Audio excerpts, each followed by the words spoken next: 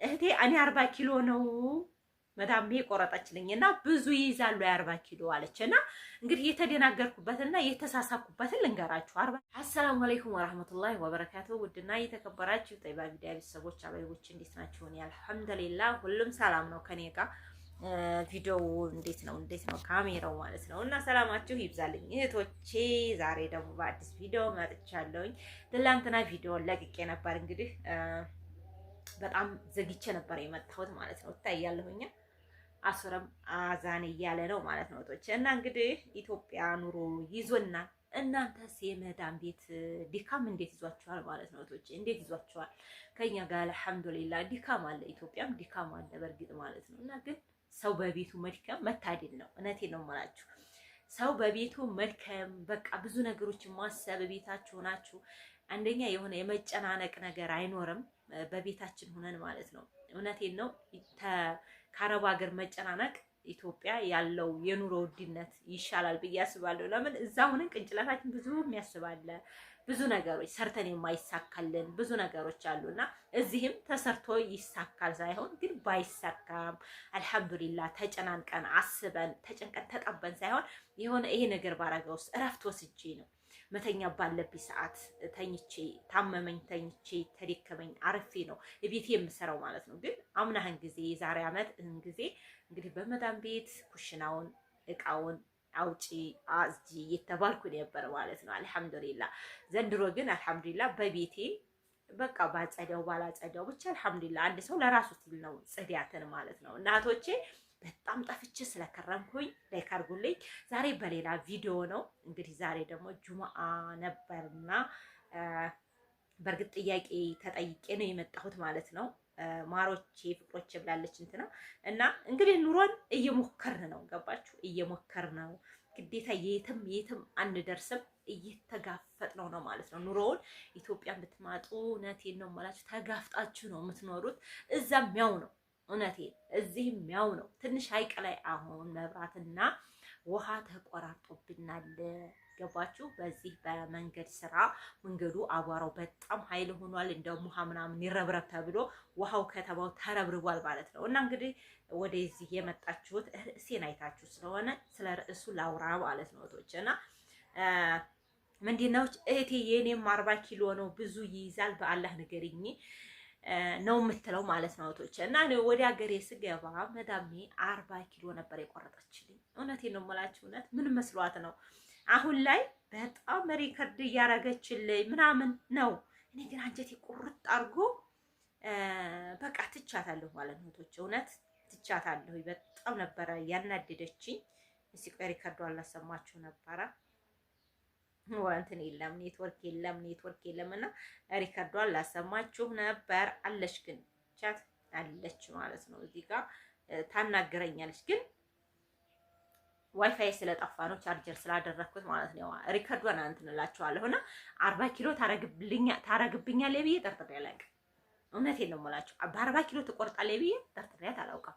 እና እህታችን የሆነ ቪዲዮ የሰራሁበት ላይ ገብታ ቪዲዮ በእርግጥ የቆየ ነው። እዛ ቪዲዮ ላይ እንግዲህ አንዳንድ ቪዲዮዎች እህቶቼ ቢቆዩም በጣም ይታያሉ ማለት ነው። እኔ ተመጣሁ እንግዲህ 6 ወር እየሆነኝ ነው። 6 ወር አረ እያለቀ መሰለኝ። ክረምት ላይ ነው የመጣሁት አይደለ? ስለዚህ ያ ቪዲዮ አሁን እንግዲህ ይታያል ማለት ነው እህቶቼ።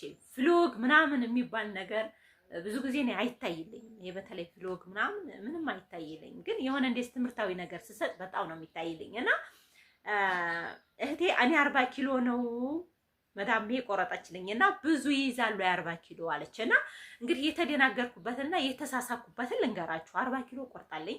በእርግጥ እንዲህ ነገርኳችሁ ትቆርጣለች ብዬ ፍጹም አላሰብኩት ነበር። እና 40 ኪሎ ተቆርጥ እንግዲህ ምንም ማድረግ አልችልም። የሰው ቤት ነው፣ የሰው ብር ነው፣ የሰው ነው። ግን ግዴታ ወደ ሀገሬ የማስገባት አለባት ግዴታዋን አውቃለሁኝ። ግን እስኪ ብዬ ዝም ብዬ እንግዲህ በዛች በ40 ኪሎ ነው የመጣሁት ማለት ነው እህቶቼ። እና 40 ኪሎ ሻንጣችሁን አንድ ሻንጣ የመግዛት ያለባችሁ 30 ኪሎ ነው። ገባችሁ? የ30 ኪሎ የሚይዝ ሻንጣ ግዙ ማለት ነው። እንደገና በአንደኛው ደግሞ በዚህኛው በትንሹ 10 ኪሎ ነው የሚለው ማለት ነው። ገባችሁ? እኔ ግን ሳላቅ 23 የሚይዝ ነው የገዛሁት። 10 የሚይዝና 23 የሚይዝ ነው የገዛሁት ማለት ነው እህቶቼ። እና ሻንጣው ከ25 ጠቅጥቀው 25 ኪሎ ማለፍ አይችልም። 10 ኪሎ የያዝኩባት ደግሞ ወደ 12 ኪሎ ተዛ በላይ ሆናለች አሉኝ ማለት ነው። ገባችሁ? ከዛ 10 ኪሎ ላይ ቀንሼ ወደ 23ቱ እንዳላደርግ 23ቱ 25 ሆኗል አልፏል። ለምን እኔ ብትነግረኝ ኑሮ በአንዱ 10 በአንዱ 30 ነው ማረግ ምቺው ብትለኝ ኑሮ በእርግጥ ላታቅም ትችላለች። ግን እንዴት 40 ኪሎ ትቆርጥልኛለች? 2 ዓመቴን ጨርሼ ተዛ በላይ 2 ዓመት ከ6 ወር ነው የቆየሁት ማለት ነውና እንደውም ትኬት ተቆረጡ በኋላ እነሱ ደሞዝ የማይከፍሉ አሉ። ሸይጣኖች ናቸው ማለት ነው። እና ትኬት ተቆረጠችልኝ በኋላ ደሞዝ ብዙዎቹ አይሰጡም ማለት ነው። ትኬቱን በቅርብ ቀን እንትን ታላሉት እኔ ለ18 ቀን ትኬት ቆርጣ የ18 ቀን ብር ታሰጠኝ ነው የመጣሁት ማለት ነው። እና በጣም ገረመችኝ። እኔ ግን ችግር የለብኝም ሰው የስንት ዓመት ትቶ ይመጣል ብዬ ዝም አልኳት ማለት ነው። እና አሁን ግን ትደውላለች፣ ጦይባዬ እንዴት ነው በጣም ጠፍተሻል፣ ለምን ጠፋሽ ምናምን ስትል እውነቴን ነው በጣም ነው እንትን ያለችኝ ማለት ነው። እና ሪከርዷን ባሰማችሁ እዚህ ያው ጥሩ አላደለ እንዲሁ ግን ጥሩ ለኔ ጥሩ ነው። እውነቴን ጠፋች ምናምን ብላ ነው። እና ትልቁ ዓላማ ይሁን ምንድነው ቶቼ 40 ኪሎ የሚቆርጡላችሁ በ1 ኪሎ 30 ኪሎ የሚይዝ ሻንጣ ግዙ። እውነቴን ነው የምላችሁ 23 የሚይዝ ነው ብዙ ጊዜ እንትን የሚለው ማለት ነው የሚሸጠው። ግን ትላልቅም ሻንጣ ስላለ በአንዱ 30 ኪሎ በአንዱ ደግሞ 10 ኪሎ የሚይዝ 2 ሻንጣ ነው መግዛት ያለባችሁ 40 ኪሎ የሚቆረጥላችሁ ማለት ነው። እንደዚሁ ደግሞ 23 የሚቆረጥላችሁ 23 የሚይዝ በማንኛውም ቦታ አለ። ገባችሁ? በማንኛውም ቦታ አለ። ግን ግዴታ 40 ኪሎ ደግሞ የሚቆርጡላችሁ ከሆነ የ40 ኪሎ በአንዱ 10 በአንዱ ደግሞ 30 ኪሎ ለሐቂቃ 30 ኪሎ በአንድ ሻንጣ ማድረግ በጣም ትልቅ እና ብዙ ይይዛል። ገባችሁ? ብዙ ይይዛል። ያኔ እንደ 23ቱ አይደለም። 23ቱ ተለቅ ያለ ማለት ነው። እንግዲህ 23 ኪሎ የሚይዘው ይሄ ኖርማሉ ሻንጣ አለ አይደለ ወይ? አምጥቻ አሳየኋችሁ እና እሱ ኖርማል ሻንጣ አለ። ያ ሳይሆን 30 ኪሎ የሚይዝ ብላችሁ መግዛት ያለባችሁ እና 23 ኪሎ የሚይዝ እንዲያትቆርጡ እንዲያትገዙ ልባላችሁ ብዬ ነው ቶች እና ምንም አይልም። ያው 23 እንደሚይዙት ባይሆንም 30 ኪሎ ባንዱ 10 ኪሎ ደግሞ ባንዷ ሻንጣ መያዝ ትችላላችሁ ማለት ነው። እና እንግዲህ 23 የሚሸጠውን እንዲያትገዙ ሻንጣ ትልቁን ነው መግዛት ያለባችሁ።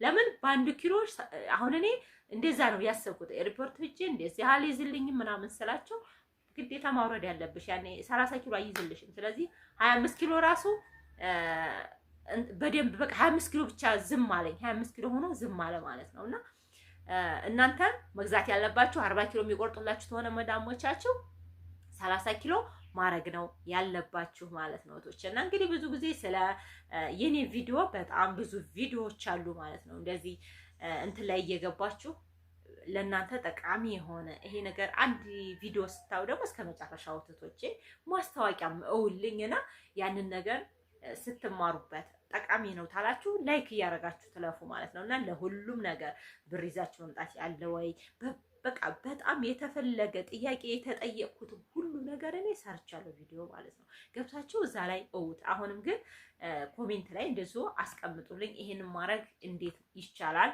ወይም እንደዚህ ባረግ ማንኛው ይሻለኛል እንዲህ አስቤ ነበር ባረገውሳ ብዙ ነገሮች ጥያቄ ስላሉ አስቀምጡልኝ። እኔ ደግሞ ወደ እናንተ ቪዲዮ ይዤ እመጣለሁ ማለት ነው። እና እንግዲህ ሀገራችንን ትንሽ አድርጉ መንገድ ምናምን ተዘጋግቷል ማለት ነው። ተቦታ ቦታ እየተንቀሳቀሰ አይደለም ሰው መኪና ምናምን ተዘጋግቷል እቶችና በተለይ እዚህ አማራ ክልል ትንሽ አለ አይደለትን በቃ ብዙ ማውራትም አያስፈልግም። ያው በትንሹ የሆነ ግርግር ሳይሆን ማለት ነው ብሎ መዘጋጋት ነገር በቃ ዝግትግት ነገር ስላለ ይሄንን ነገር ደግሞ እንግዲህ ስላለ ላይክ ምንድነው ስሙ ዱአ አድርጉ፣ ይቅርታ ዱአ አድርጉ ማለት ነው። ቪዲዮንም ላይክ አድርጉልኝ እህቶቼ ባካችሁን። እውነት ላይክ እማጸናለሁኝ። እውነት ነው የምላችሁ እና ሰላማችሁ ይብዛልኝ። አስቀምጡልኝ። ሌላ የምታዙኝ ነገር ካለ ምሰራለሁ። እዘዙኝ። በተለይ በፀሐይ ነው እንግዳ ፀሐይ በጣም ፀሐይ አለ ማለት ነው ኢትዮጵያ ላይ እና እንደዛ ነው እህቶቼ። ሰላማችሁ ይብዛል። ለዚህ ልመልስ ብዬ ነው እንግዲህ አለ አይደለ። አሰላሙ አለይኩም ወራህመቱላሂ ወበረካቱ። ላይክ አድርጉ።